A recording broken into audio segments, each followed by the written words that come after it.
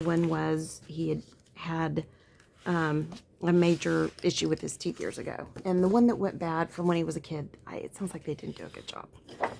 And in light of his familial history, yeah, probably. And so so he comes home and he's like, I can't believe it was, $10,000. And, plus we have some insurance, so it covers some of it, but it doesn't cover even 50% of it. And so so then he comes home and he starts doing research, and he tells me this morning, yeah, that's pretty much a going rate.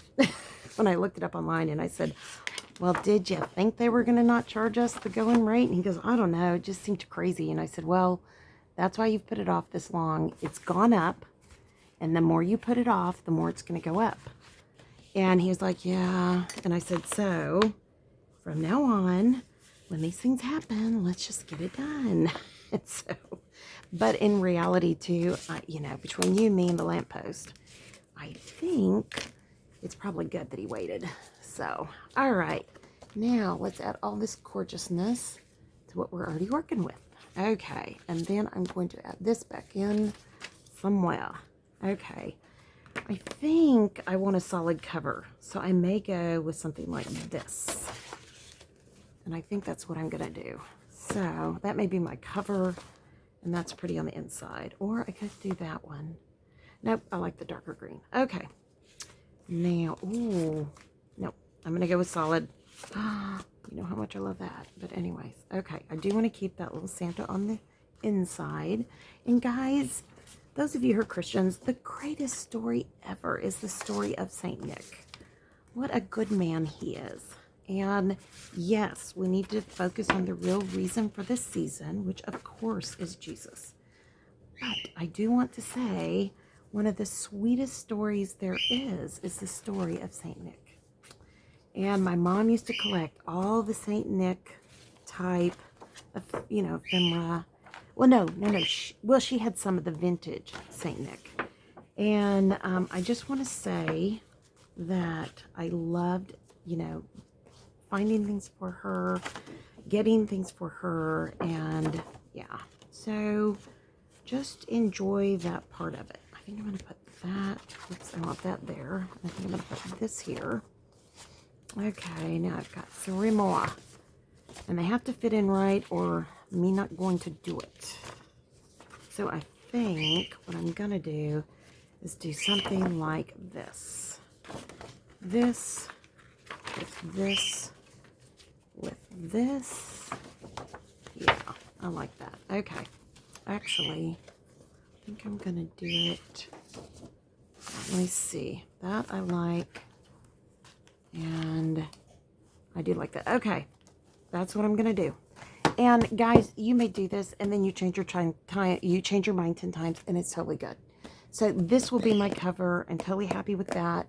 I am going to cut these out and I will decide which one. It may be that one right there, because you know how much I love birds. Ooh, or the church. Ooh, I like the church. I think it kind of stands out more. Okay, let me cut these while you're with me, and then I will come back and we will start working on ephemera, and I will cut out everything else that is left. I didn't want to do it until I showed you guys this video, because I just felt like, I wanted you to see how I think when I'm setting these things up and what's my process. And see, I don't even care because that needs a new blade. I don't even care if it's rough. I don't even care that that's crooked. No, I do. I care. Let me fix that. So what I'm finding with my little trimmer here is that the arm that swings out is not even, and it drives me crazy. It keeps it from being unlevel. It makes it unlevel. So yeah, it drives me crazy. So that's why I don't have it out. You're probably going to tell me, oh, put the arm out, and it won't do that. It's worse with the arm. It is so much worse with the arm. So I need to get my huge trimmer out that I love. I love that. So I'm going to trim this down a little bit more. But yeah, I mean, I really, really love my big, huge Fiskars. That's the heavy duty trimmer. It works so well. but it's heavy to pull in and out. So, but once I get out my craft cottage, I will gladly use that, because these blades wear out so quickly, and those never wear out. They're the rotary ones, and they never wear out, supposedly. So, look at that. Isn't that cute? Oh, I love that. I love that. Okay. Oh, I want to do the church. That's what I was thinking. Sorry. Okay, let's do the church. All right. So I'm going to do this once all together, and I will just trim that down a little bit. So whenever you have these, you've just got to check and see, you know, if your sides are wider. No, that was silly. Never had that happen before. But you just have, and your top's going to be a little bit wider, and there's that pretty deer that still looks a little off, but it's Stamperia. We're going to let them be creative. And, ooh, I got that one trimmed a little tight on the other side, but that's okay. We can make it work. We can always make it work with flowers and whatnot. That's the whole beauty of junk journaling. We can always make it work. All right, now, it probably happened because I caught it, but we'll see. Okay, this is the one I want on the front. Perfect. Oh, I like that one much better, too. It's a little bit darker. It picks up that green. So, grab your papers. Come back next time. Start your own junk journal. This is the easiest version of a junk journal, in my opinion. You don't have to cut a whole lot your pages. You can cut it down. It's your decision. I just want more space to journal and put pictures. And yeah, so more ephemera here that I will put with all my other ephemera. And yeah, I mean, just get all your goodies ready and come on back. And yeah, let's work on this together. And don't forget, I've got all these.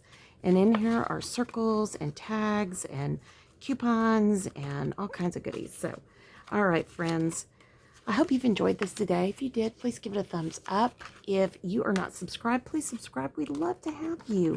And I'm going to be working on this junk journal. I've got another one, another 4 or 5, that I may just put together 4 of them and then come back with the 5th one and show you guys. Because I'm going to do one for each one of our kids, one for us, and it's tiny. They're just tiny. And then one for my grandbaby.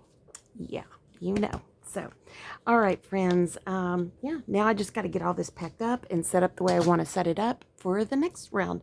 But, okay, friends, I pray most importantly that you have a great day, that you are blessed, creative, and lovely. Keep safe. Come on back, y'all. Love to be with you. And share this with anybody you think it would encourage. That's what this channel's all about.